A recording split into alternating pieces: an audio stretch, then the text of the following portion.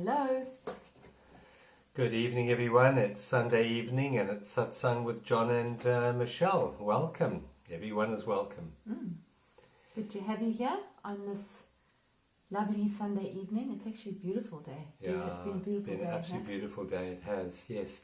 And for those of you who are joining for the first time, I'm John Homewood. I'm an integrative spiritual life coach, which means that I look at everything in life and try to bring it into a whole functioning reality, and I teach from that space. And Michelle? And he's a very good teacher at teaching very large concepts and breaking them down into understandable things for us that we can actually understand. So I'm Michelle McLennan. I'm an astrologer and a life coach, and I use astrology as a way in to help people to understand what they've come in with and how to navigate whatever they're navigating. And John and I run workshops together and online courses. So, Yep, that's a little bit about us. So welcome everyone. Hello, hello, hello.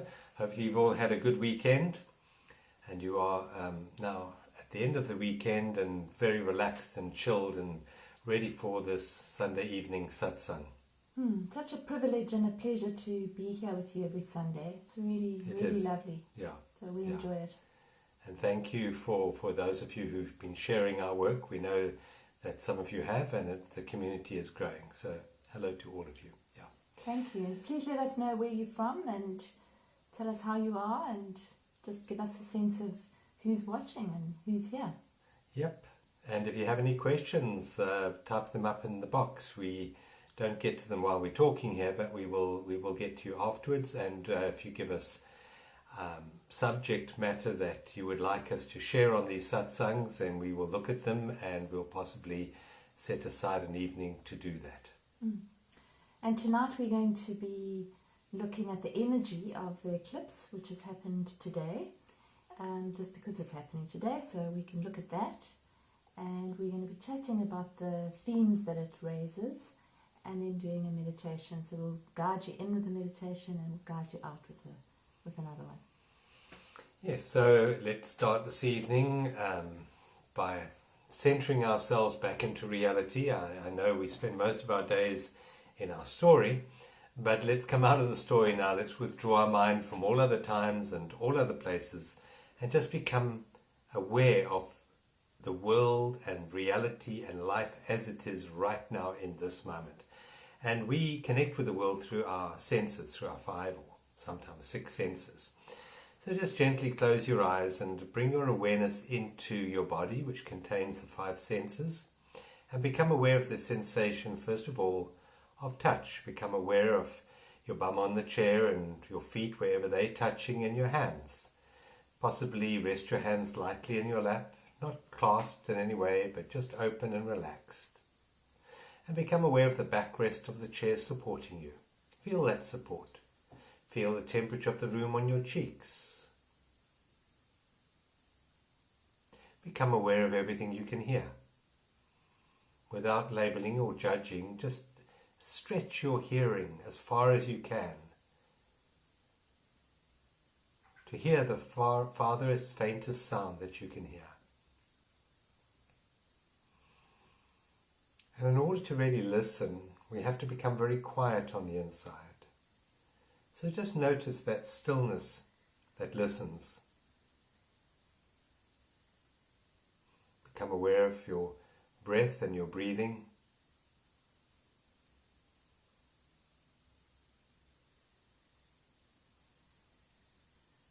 Become aware of the incredible gift it is to breathe. And most of the time it's done for us. We don't have to think about it. We don't have to worry about it. Life breathes us. And we worry about so many things in the world, and yet breathing is the most vital. We can be without most other things for quite some time, but the breath only about a minute or 2. And the breath is given to us. It's such a gift of life. It's called the breath of life. So just bring your awareness into alignment with the rhythmic flow of that breath, like a wave lapping at the shoreline with the in-breath and then the releasing out-breath. noticing that the in-breath is sort of like a doing, but the releasing breath, the out-breath, is a letting go. So we are doing and then letting go.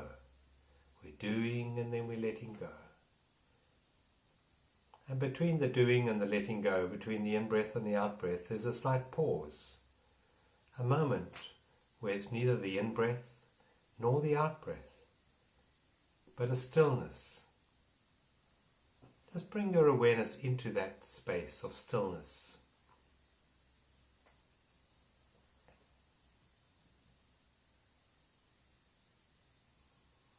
Be aware of the peace that underlies all the noise, all the thoughts in our head, all the doingnesses of our day. Underneath it all, there's this ever-present stillness that listens, that notices, that beats your heart, that breathes you, that digests your food. The stillness is life. It's the intelligence of life. So just sink down further into your body and back into the present moment and into alignment, full alignment with this energy we call life. It's a wonderful place to be, here and now. For in this moment there is nothing to worry about, there's nothing to be concerned about. The breathing is being taken care of. The beating of the heart is being taken care of. The oxygenating of every cell in your body is being taken care of right now for you.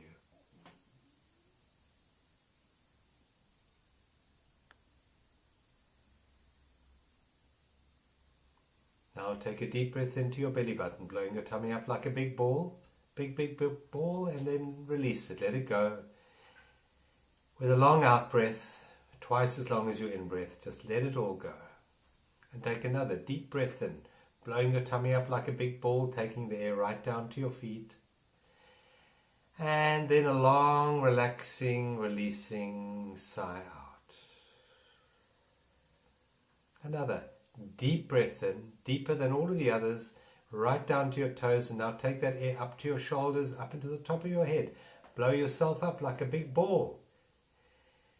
And then a long, long, long relaxing sigh out, just releasing all that no longer serves you from the day. Let it go, let it go, let it go, let it go. And gently, when you're ready, open your eyes. And as you open your eyes, just center your awareness in how you feel, how your body feels in this moment. How does your body feel right now? Relaxed? Maybe a bit more at peace, a bit more at ease. Well, this is a state you can live your life from. It doesn't have to only appear in your awareness for brief moments. This is your true beingness. It's always here. Never goes anywhere. It's just your mind that robs you of this peace. And we quietened our mind for a few moments there. When we quieten the mind, our true beingness, our true essence, bubbled to the surface of our awareness. And when our true beingness bubbles to the surface of our awareness, we experience its true essence, which is peace. Many of us seek peace, but seeking prevents us from seeing what is already here. And that's who we are. We are that peace, that space of presence. Thank you. Thanks, John. It was lovely. I love the concept of bubbling up. I think that's lovely. So it's been a little bit of an intense week. Well, let me just tell you that Michelle was telling me about this particular astrological alignment, and she happened to mention the coming down of the Twin Towers in the same breath. And a few other calamities, the assassination of JFK. So, interesting times we're in right now, very, very interesting times. The whole year is interesting. Yeah, not to say that the same thing's going to happen. And well, the Twin Towers can't come down again, they're not there anymore. And JFK can't be assassinated, he's not there anymore. No, but the reality is that this cycle that we're in is very definitely interacting very strongly with America, the US's chart. Especially this eclipse, because it's actually it's opposite the US chart sun, which is obviously with the 4th of July, which is when its birthday is. And this eclipse was basically on its birthday in America on the 4th of July. And eclipses are always big energy. So this one's a lunar eclipse. It happened today here and on the 4th in the States. And it's always, you don't have to understand astrology, but basically it's the energy of it.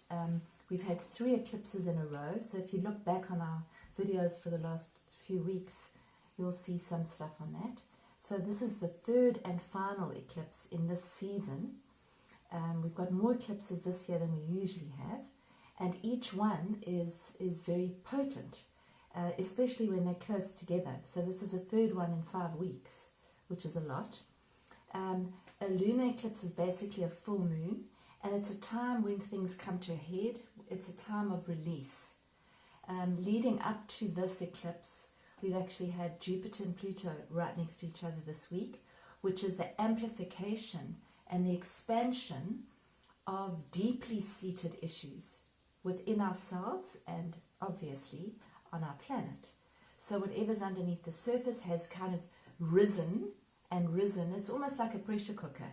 And this week it kind of got to a pressure cooker point for many. It can also be very liberating because Jupiter is the planet of expansion and liberation and abundance. So it can actually also mean that there's something new that's opening up. So when you're in an eclipse cycle, it's almost like you're going through the eye of a needle. It doesn't feel very easy. It feels like you're squeezing and you're being squeezed. But on the eclipse, so now basically the eclipse has happened. It happened today. And now the moon starts to wane for the next 2 weeks. And the way I'm reading this is basically that always after full moon, we have the waning cycle, which is the releasing cycle. New moons are planting seeds for a new cycle. So we're now letting go of energy in the next 2 weeks, starting with the eclipse. And the themes that it's basically bringing into play, they date back to 2 years ago, because this is not only an eclipse, it's the final eclipse on the axis, which is the Cancer Capricorn axis. Now, because eclipses always happen in cycles, like everything else in astrology and life. So this one basically happened for 2 years, around about. So this one that we're now having today it relates back to 2 years ago in July, so 2018. So just for your own sort of reflection, you can think back on what was happening then, and that theme that you've been working with for the last 2 years is coming to a culmination point, a release point. So it's about letting go and releasing any energy that's built up, anything that you might need to let go of. So if you've been carrying around a grudge for the last 2 years, this is the time to let it go. If you've been walking around with a particular heaviness that you can relate to something, this could be the energy that you're actually able to release it. The themes that come up with this eclipse cycle are themes that obviously are on the Cancer Capricorn axis. For those of you who don't know that, Capricorn is all about structure. It's all about ambition. It's all about goals. It's all about being outward driven in terms of where am I going next? What am I doing? Are my structures working? Is my life working? Where am I going? It's very sort of goal oriented.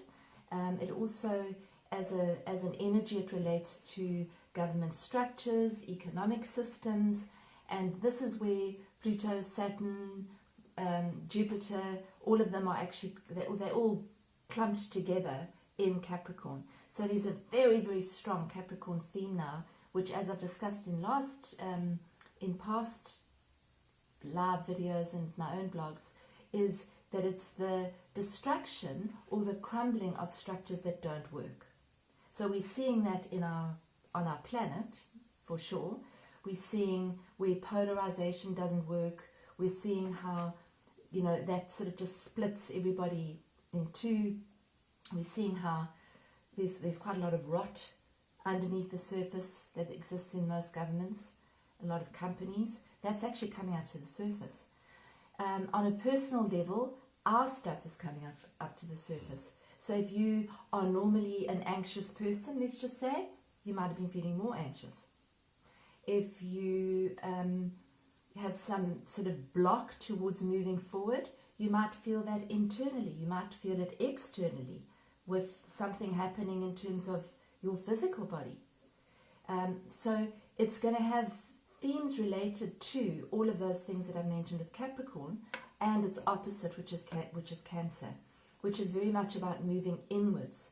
So the way I sort of read the energy of the year and this point, which is sort of a little bit of a turning point, is if you're very outward driven, if it's all about achieving and getting and earning and controlling your life, your world, then this year is about shifting the axis towards an internal journey, towards being present for yourself in terms of your feelings. That's Cancer, and that's where the nodes of the moon have been for the last 2 years.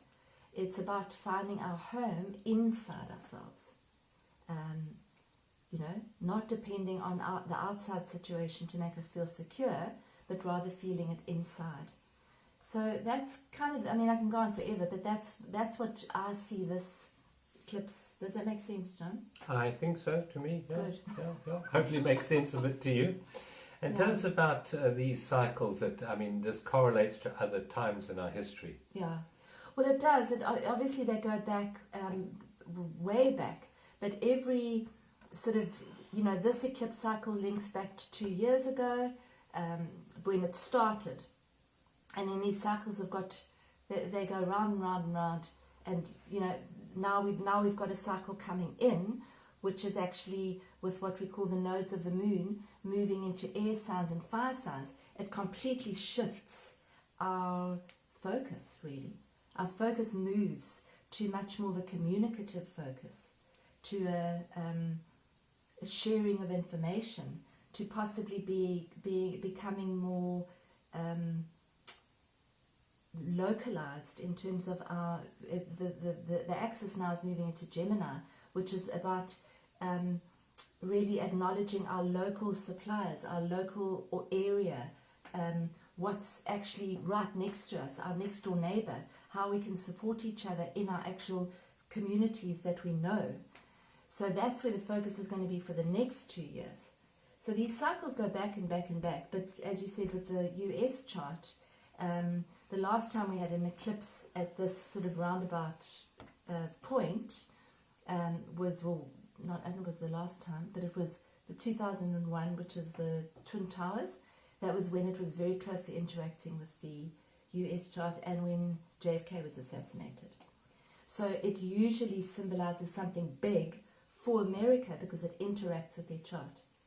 So these cycles we all feel, but you feel it more if it's interacting specifically with your chart. So if you are a cardinal sign, which means Aries, Cancer, Libra or Capricorn, you would have felt huge changes in the last 2 years on different levels. Now the axis is moving into the mutable signs, into Gemini, Sagittarius and those signs. So it really interacts with you depending on where what's happening in your own chart. Yeah, we're all unique beings and we all experience these energies absolutely uniquely. Yeah. It's interesting because the trend for quite a long while has been towards globalization. Although on the surface it seems like a good idea, it's actually been done, from what I can see, to manipulate and control on a bigger scale. So instead of just, a few dictators controlling one country, a few dictators control the whole world. So although in principle it sounds good, in practice, the way it's practically been working out, I don't think it's for the benefit of mankind. And the answer, I believe, for our future is community, to come back to communities. And I think the research shows that communities of 80 to 100 people are the most sustainable. We can't operate on our own. And the way the world has been going has been very much individualized. People are disconnected. Everyone's living their own lives, completely disconnected from those around them. And that's just not not the human way. I mean, no indigenous culture lives like that. And so I think now we can see that the move is back towards a more sustainable way, looking in your area and seeing which businesses can you support. Instead of buying from multinationals, look for your local shop or your local service provider and support the community. Take your money away from the multinationals. Which is the Capricorn thing, which is the big, huge places, which everybody's always done. We've always supported those. And now, there's a move towards independent media, independent broadcasting, because people are realizing the control structures that exist even there aren't working. Yeah. So there's much more of that's what's quite exciting about this, is that the old doesn't work. And so something new has to be reborn. But we're still in the process of that happening. And personally, we're in the same process. So those old structures, those old thought patterns, those old sort of familial family conditionings that we've had since the year dot, your mother and father tell you that this is the way it is, so that becomes your reality. That's what's up for question here. What are our structures? Is that belief system that was implanted in my brain when I was 2 years old, is that real? Is that true? And do I actually believe it? So this is what this reflective time is. What are my structures? What are my belief systems? What do I know now that I didn't know then? And what can I let go of that doesn't serve me? So if you've lived your life in a certain way that isn't serving you, this is the year to shift it. To say, I don't want to live like that anymore. And a lot of people are getting to that point where they're saying, I've had this job for 40 years. I don't know if I want to do this job anymore. I don't know if I want to get up at 5 o'clock in the morning and make my way through traffic and do a job that I don't like. That's what's happened with this lockdown. A lot of people are asking those questions. And they're looking for deeper answers. They're looking for deeper truth, so that they can move into something that's more aligned with them. And it might not happen overnight, but the insight's there. Yeah. And so we're going through a process of transformation. And in order for the new to come in, there's got to be space for the new. So if your hands are so full of the past, the newness can't manifest for you. So Michelle mentioned this earlier. The stage we're in right now is really a releasing, a letting go, a clearing out. Yeah. So look at your lives, look at your cupboards, look at your relationships, and just see what needs to be let go of. We love accumulating stuff. We love acquiring stuff. But the freedom comes from the releasing. That's where the real freedom comes. And as you clear away the stuff, so you open the space. And that space is the pregnant space. It's the space out of which the newness can enter. It can't enter if you're too full. So it's to empty your mind, empty your belief systems, and look around in the physical world and see what needs to be cleared out. What possessions do you have that you can probably pass on to the greater community that could use them right now? What books, what clothes, what shoes, and release that, get that out, so that we can open ourselves up for the newness to be born. Promise you, clearing out stuff makes you feel a lot lighter. Hugely. Yeah. So this is a surrendering process, isn't it? It's a surrendering and letting go. So over the next 2 weeks, see if you can let go of some stuff, some actual physical stuff. Clear out space. Because as John said, nature abhors a vacuum. So if you clear a space, something else will fill it. And what we're trying to do here is create space. Eckhart talks a lot about space, doesn't he? Instead of looking at the actual object of form, we're looking at space. Well, one of the most cluttered places on planet Earth, in fact, the most cluttered place on planet Earth, is our mind, our heads, full of information, particularly now with social media, cell phones. I mean, we just have so much information. We're in the information age, but we're actually in the overload information age right now. And it's too much stuff. You can't hear the quiet whisper of your heart when your mind is so busy. So one of the most important places to look at clearing is the mind. And we create our reality from what we observe in the world out there. We have something called mirror neurons, and mirror neurons light up in direct as if the outside world were actually inside us. And what's going on outside is actually going on inside. That's what mirror neurons do. So it's a matter of focus. If you focus on all the drama and all that's wrong with the world out there, you're creating that inside yourself. You're creating that world. You're replicating it inside your head.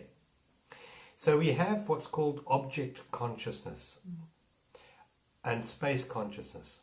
Object consciousness is when we only focus on things. Now, the human mind is conditioned to focus on moving things, particularly. It keeps us safe. When you're in the bush and you need to see what's moving, and it's got to be a thing. So that's our sort of set to place where we will all go back to always looking at things that are moving. So it's very, we become very enamored with moving things. But what witnesses those moving things? It's the awareness. And the awareness is not a thing. The awareness is the space into which the moving thing arises and then leaves again, but the space remains. And if we start to value that space, if we start to value space in our home, space in our lives, space in our relationships, but particularly space in our mind, that space will occupy more of our awareness. And as that space occupies more of awareness, we get the fruits of that. We get the fruits of space awareness. I'm not talking about being spaced out. I'm talking about that emptiness. And the fruits of that emptiness, stillness, peace, love, joy, that all comes from the space between your thoughts. It doesn't come from your thoughts. So part of this surrendering process is surrendering our addiction to things, particularly moving things, and focus on the space between things. So for example, if you look up in the night sky, we have a beautiful full moon tonight, and if we look outside, our mind will be automatically drawn to the moon, to the thing, to the object. And we look at the object, and then we might look at the other stars. But just try this exercise. Go outside and look at the sky, and look at the space between the objects. Because if it wasn't for the space, you wouldn't perceive the object. It's the space that holds the object. Space is primary, object is secondary. So when you go out, look at the stars, and then look at the space between the stars, and let that emptiness sink into you.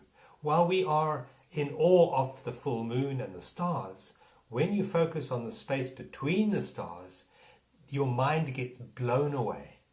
And there's this real, it's called satori, this real opening in your awareness to the magnificence that is space and the universe. Oh, that's beautiful. In fact, it's interesting when you look at a piece of art. If you look at music, music would not be music without spaces between the notes.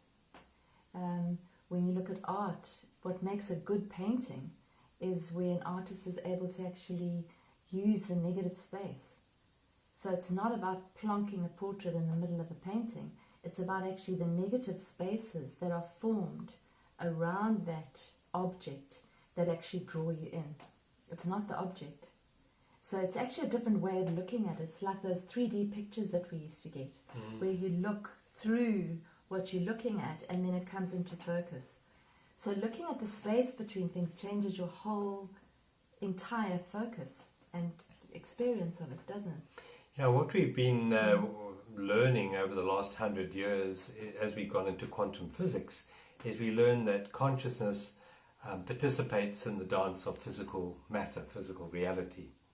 And so if we start to focus on that space that holds the objects, we actually give energy to that space. We actually create more of that space within our own awareness and within the world around us, instead of being caught up in the things of life, the doingnesses of life.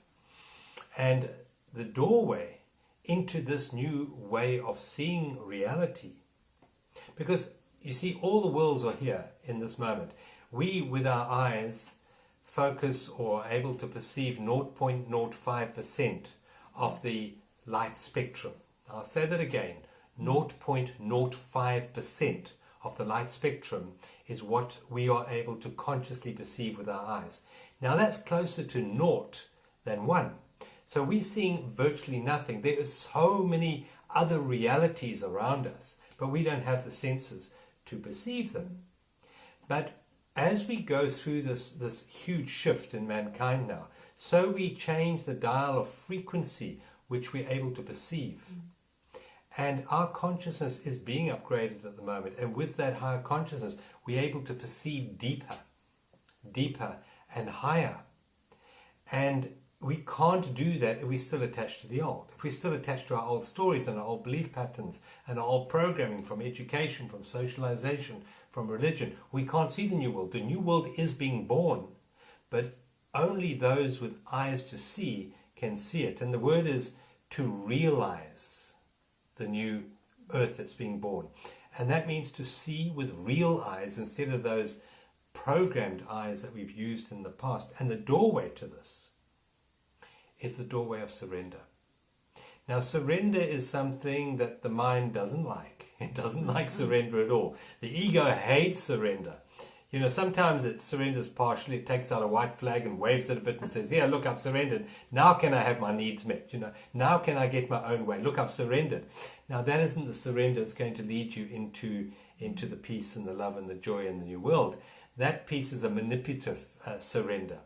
The surrender I'm talking about is an unconditional surrender. And it's an internal process. So on the outside, you can still even go on a march against something if you want to.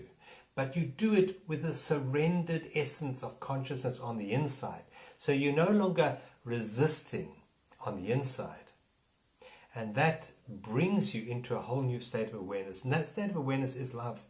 Love is a surrendered space, not a doing state, not a resisting state.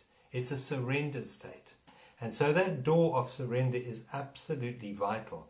And to realize that it isn't a weakness, it's actually a strength. When you see something that needs to be changed, that's fine. But you don't approach it saying it is wrong and I'm going to change it. You approach it saying it is what it is. It is like that. And the universe is perfect. But I can see something better. And you approach that with that positive energy rather than a resistant negative energy. Because whatever we resist, we give strength to. We actually grow that in our awareness and in the world out there. So if it is peace that we want, if it is connection and community that we want, if it is love that we want, we have to walk in that direction. And that direction is a surrendered direction, not a resistant direction. So a lot of us are experiencing a lot of changes in our lives right now. Maybe the physical body is undergoing some sort of transformation. Maybe there's pain in the physical body, headaches, aches in the joints, etc., heartaches, and there's a lot of change in the macro environment around us. Careers are changing, relationships are changing. Now, if we resist all of that, we're going to be part of the problem. And if we say, yes, this relationship isn't working anymore. Yes, this career, this job isn't working anymore. And we accept that is as it is. No blame, no resentment against it. That's just the way it is. And then we look for the possible solution, the new direction that we can move into with a surrendered awareness, with an open heart instead of a closed heart. When we resist, we close down. Yeah. That's what we do. But I'm talking about staying open. No matter what the circumstances, staying open as you move through this year of massive transformation. Yeah, so even when something's really rough, it's not to say no to it. It's to say, yeah, it is as it is. Yes, that's what's happening. Yes, that is what's happening. I might not agree with it, but that is what's happening. So therefore, I can then have an internal yes and still make a change. On the outside, yeah. Because what somebody asked us the other day was, well, if you just say yes to everything, then you're just going to accept everything and you're going to disempower yourself. It's not about that. It's about saying, yes, this is happening. I accept that this is happening because I'd be stupid not to, because it is happening. And I'm going to make a change. But there's no resistance, because that resistance is what's got us into the pickle that we found ourselves in our lives. It's the fighting, it's the internal fighting, it's the external fighting. You wrong, I'm right, he's wrong. You know, that's better than that. It's saying no to everything that's got us into this bind. It is a bind. It is. And why do we say no so often to everything that we perceive? Yeah. And it's the dear old ego. The ego grows through resistance. The more it can separate itself out, the bigger and stronger it thinks it gets. And, you know, you're saying, you know, what's got us into this is ego. I mean, absolute ego. If you look at the discrepancy between the rich and the poor, that's ego. I mean, why would you accumulate more wealth than you could possibly consume in one lifetime? That's ego. It's a deep sense of lack inside their soul that they have gone mad and accumulated stuff on the outside to try and fill that hole, to the great detriment of the community that they live in. And it might be a small community, but the ultra wealthy control the macro community. And they make decisions that are not beneficial for the macro community. And that's because they're mad. That's because the ego controls them. They don't even have a mind anymore. The mind has them. And this process that we're going through is a reversal of that. It's a coming back to sanity. It's coming back to the sense of connection, realizing that what you do to another, you do to yourself. There is no other. The other is thyself. This is what Jesus taught. You know, love thy neighbor, for thy neighbor is thyself. Not, don't love your neighbor as you love yourself, because that wouldn't work, because most people don't even love themselves. But what he was saying was, love thy neighbor in recognition that the other is thyself. And that's the higher intelligence. So we have different intelligences, and the one intelligence that's really been worshipped in the world for many years now is the IQ, the left brain analytical time-based perceiver of reality. And that is one of the lowest intelligences. We have emotional intelligences above that. And if you're running a business and you don't have emotional intelligence, that business will not be ultimately beneficial for those that you interact with. And then the highest intelligence is SQ, spiritual intelligence. And that has been pretty much poo-pooed and put down, particularly by the scientific community. But I believe it's coming back into its rightful place at the top of the pyramid of intelligences. For without spiritual intelligence, life has no real meaning.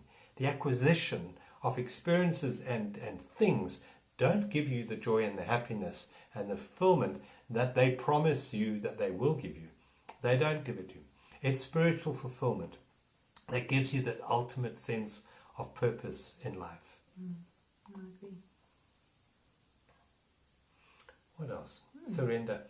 So just to know that this journey that we're going through at the moment is a surrendering process.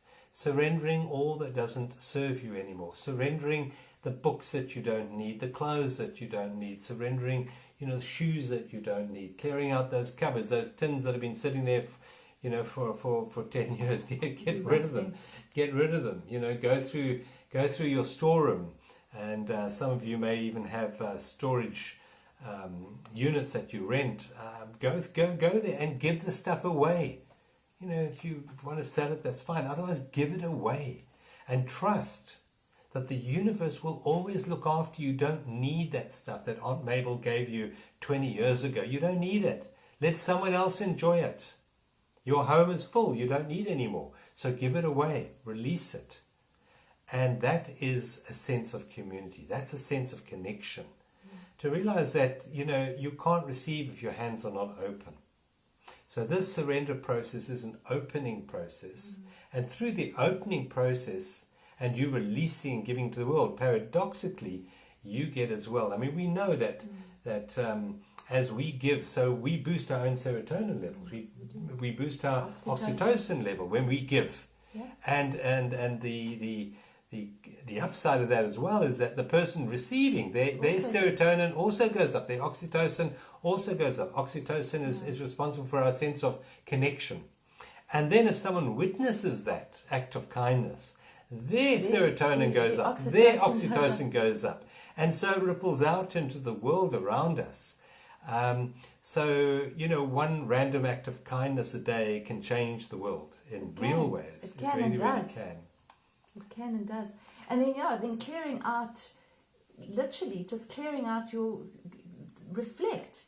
Be aware of what you say on a daily basis about things, about security, about safety, about money, about your monetary situation, about your financial situation, about your job.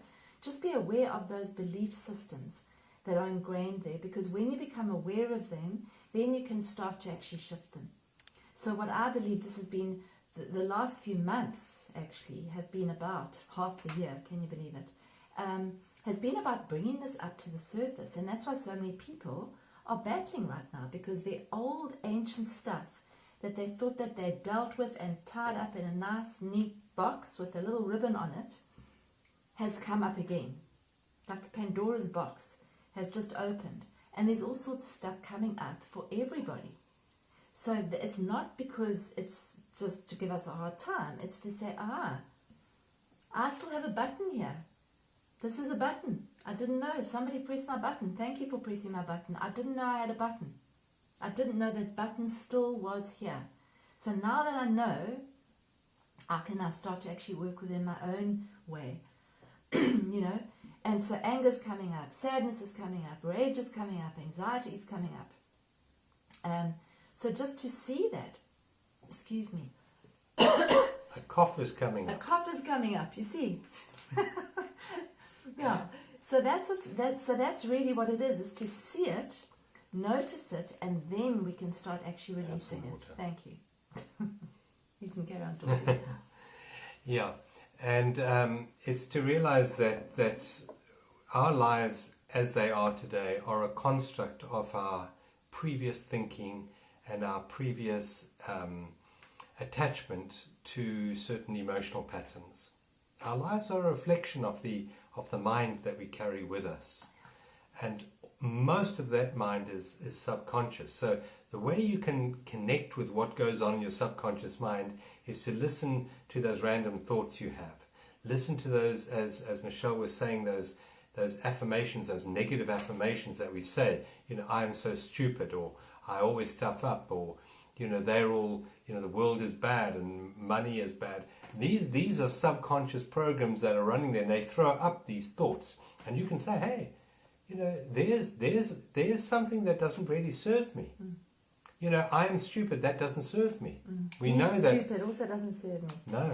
Mm. When, you know, we know that kids that are told by a teacher they're clever, their IQ immediately increases. We know that. Mm. So if you start telling yourself that you are intelligent, your IQ will go up. And we have that famous case of Dr. Martini, yeah, who was a complete dunce, and he left school, and the teachers told him he couldn't read or write or amount to anything in his life.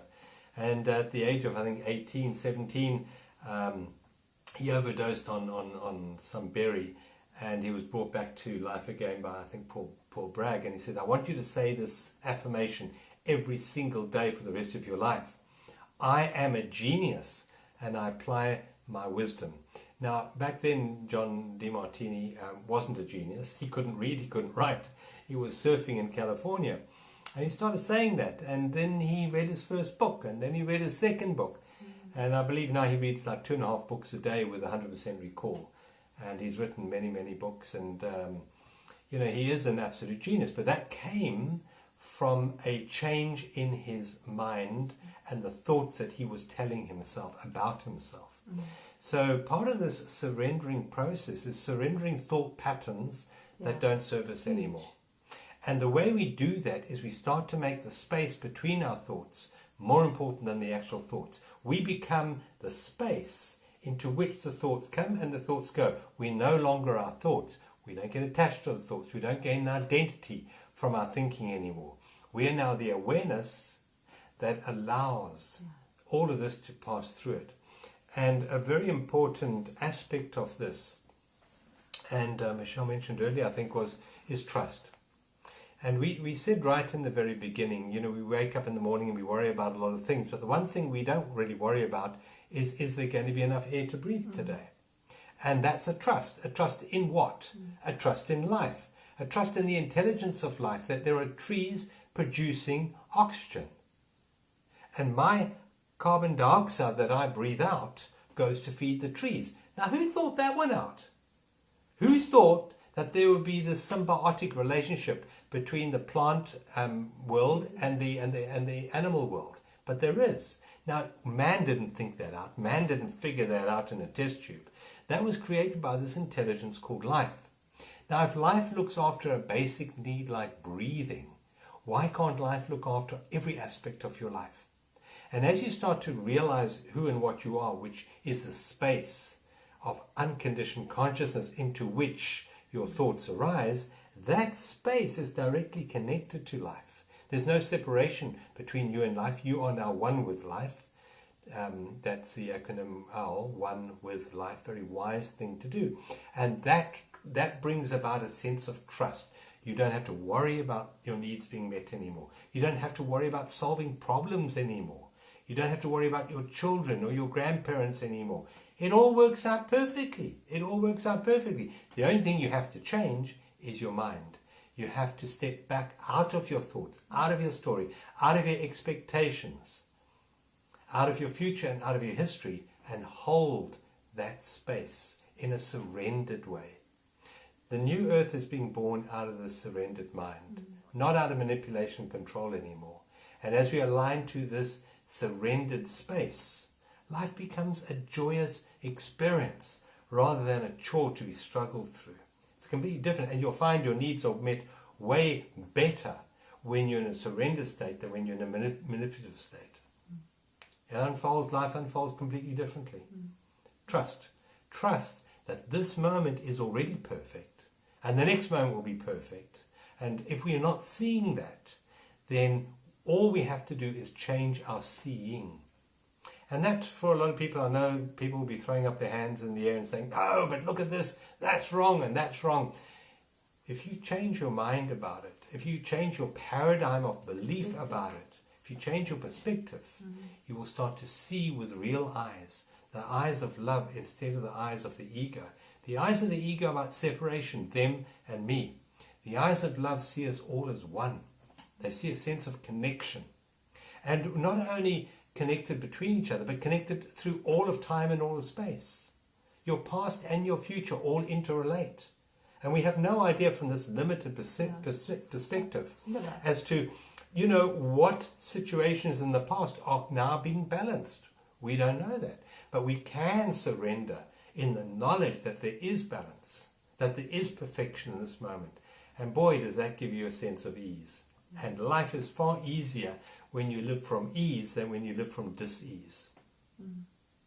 Just trust, I think all of us can do with surrendering more, because as soon as you surrender, you're actually shutting down that very busy ego mind, and then you're also much more connected to flow, to intuition, to higher knowledge. I listened to a psychic last night on a YouTube clip, and she said the reason that she's able to clairsentient events, people, is only because her rational mind goes away. And as soon as that happens, she's able to actually see through the veil, through the layers. And that's all it is. We just have a limited perspective of that because we can't see it consciously. But as soon as we actually drop the mind, it's there. We feel it. We might not see it, but we feel it. We feel that connection. We think we're so clever. We've developed this left brain now, and we've got all these PhDs in the world, and we are so clever. We've reached the pinnacle of human evolution. No, we haven't. If you look back at indigenous cultures, they worked out ways without this rational mind. And I was reading some report. A university in Scotland has come across a book going back 1,000 years on health modalities, health remedies. And they've started scientifically reproducing these and then testing them, see if they work. And the one was against some very virulent, I think it was a strep bacteria, the one that can't be cured. And there was a recipe, and they worked out. It was leeks, and it was onions, and it was garlic, and they had to be prepared in a copper vessel, and then they had to take the bile of a cow and all sorts of things and put it into the horn, and so they did all this, and then they tested it in the test tube, and they found it killed over 90% of that bacteria was killed. They were blown away. They thought, well, maybe garlic is a little bit, so maybe 5% or 6%, but 90%, it completely blew them away. Now, these people back then didn't do it through the scientific method. They were guided by life. They were guided by this intuitive awareness. The same as ayahuasca, if you know about the plant ayahuasca. They take the vine and they take the leaves and they boil them together for something like 48 hours. If you taste it before that period, whatever it is, 48 hours, if you taste it like at 46 hours, you'll be instantly killed because it's complete poison. But suddenly it gets to this pivotal point where it's this medicine, this amazing medicine. Now, if they had done it by trial and error, the scientific method, they would have wiped out their whole tribe before they reached that 48 hours. So no, they didn't do that. They trusted this huge intelligence that we have disconnected from. This intelligence called Mother Gaia, called life, called your intuitive knowingness. And through that space, through that surrendered awareness, we reconnect with that intelligence, which is infinitely more powerful than the rational left brain. And that's what we're supposed to be returning to. Yeah. That's what will save us and save the planet. Correct. Yeah. And that's what this is all about. Yeah. Isn't it? It is, yeah. Thanks, John. So I think now it's time to surrender, don't you think so? So let's ask Michelle to take us into a surrendered state with a meditation. If you enjoyed tonight, that's really great. Share it with your friends. Get the word out there. Press the like button. Give us a few hearts. We love all of those. And share the work. We also have an online course at the moment. We're in week 1 at the moment. We can still take a few latecomers there. Go on our website and have a look. It's journeysofawakening.com.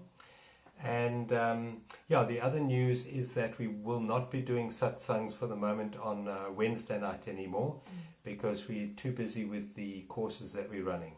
So we've had to give up one night, and that was Wednesday night, but we will still continue doing the Sunday night satsangs with you, and we really enjoy it. So thank you for your support and connecting with this community. And it's also important to do that at this time because, the Bible says where 2 or more are gathered in my name. So when we connect in the light in the way that we do, the light is amplified. More than us doing meditations on our own, when we come together, that energy of meditation is amplified exponentially, and we are the light in the world. We are the light individually, but collectively even more. So continue to join with us, and we look forward to seeing you again next Wednesday. But after the meditation, don't disappear, because we're going to give you the week's affirmation from one of these cards that we have here. So stick around for that. Great. Okay, so get yourself comfy. Settle down. If you're not settled down already, take a nice deep belly breath in. Filling up your belly with breath, bringing it all the way up to your chest, and then on the out breath, just release it all. Deep breath in, all the way up, and a releasing breath out. Make the out breath longer than the in breath, so breathe in for 4, and breathe out for 6. Blow it all out, and as you blow it out, start to soften and surrender your body. Breathing in for 4, and see if you can breathe out for 7.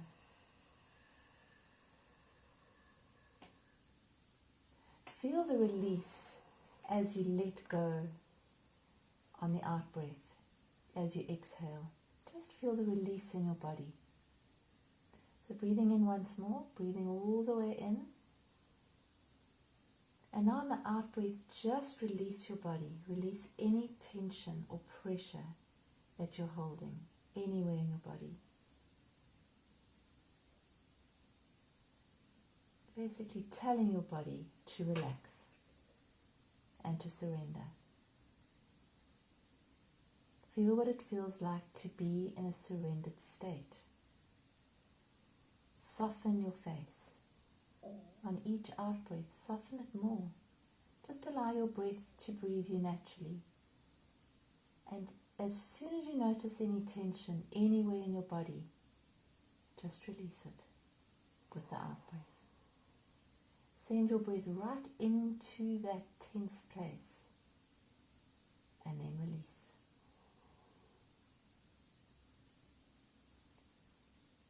Feel what it feels like to rest your hands gently on your lap. Just completely soft, not trying to clasp or grab or control or tighten. Just completely released.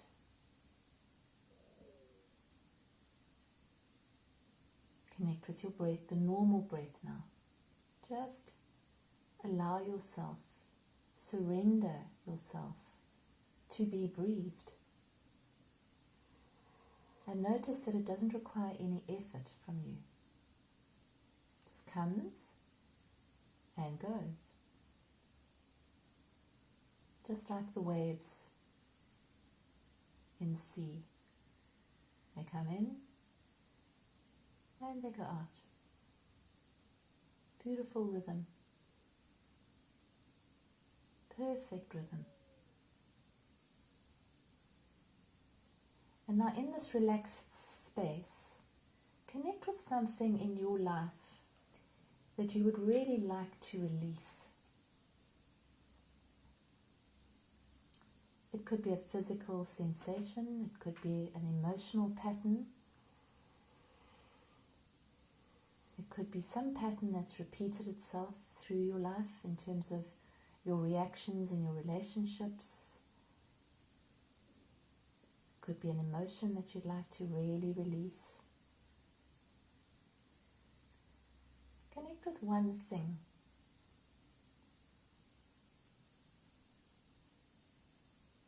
And now I'd like you to picture yourself walking down a hill, beautiful green hill, and there's some trees around and the sky is blue. The sun is gently caressing your cheeks. You can feel the feel of the earth underneath your bare feet. As you walk down this little hill, you hear the sound of a river. And you make your way towards the river. It's a beautiful, clear, crystal clear river.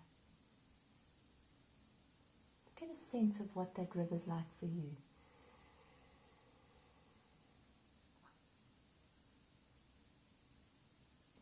And I'd like you to find something near that river. You might have carried it with you, or you might find it while you're at the river, that symbolizes in some way what you'd like to let go of. You might find something and write something on it.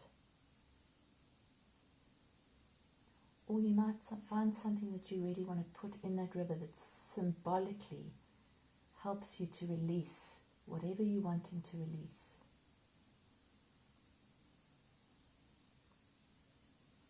And now with your awareness, imagine that you sit down next to the river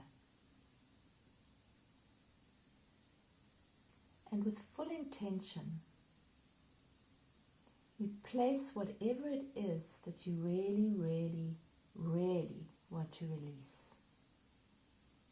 You place it gently into the river. Imagine that that river is the river of life, always flowing. Can accept anything, transform and transmute anything. So place whatever it is that you're giving up, you're surrendering, into the river, and gently just watch it floating away from you.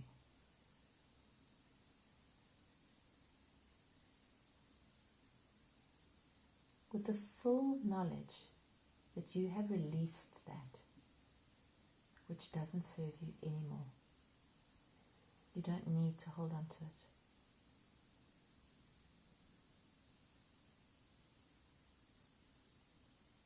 Imagine yourself standing now by the river, opening your arms wide so that your heart is open to the sunlight.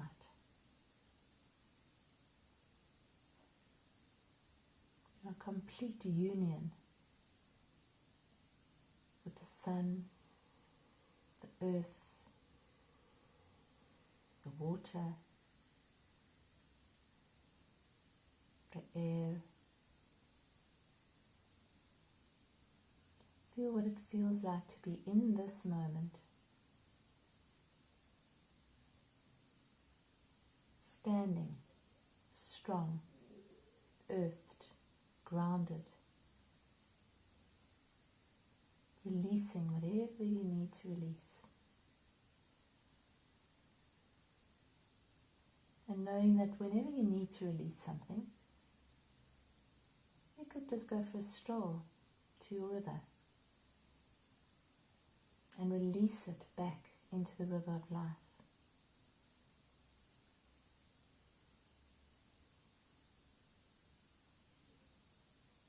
Now reconnect with your breathing. Gentle breathing in and out. No forcing it. Connect with your body. Connect with what you're feeling in this moment. How are you feeling in this moment? Connect with that. No trying to change it. Just being present.